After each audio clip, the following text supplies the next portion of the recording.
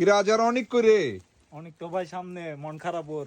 কিছে কিরা অনেক তোর মন খারাপ কি লেগা মাজন একটা দুঃখের খবর শুনবেন। কিছে আজকে একজনের টি শার্ট লই বাড়াইছে হ্যাঁ। আইছে হেরে টি শার্ট দিছে এক্সপোর্ট কোয়ালিটি টি শার্ট সপ্তম তার কিছু করবার সুযোগ হয় না, কিছু কিছু করে রাখি আর কিছু কিছু করতে পারি না, ওটি একটু মিক্স হয়ে গেছিল।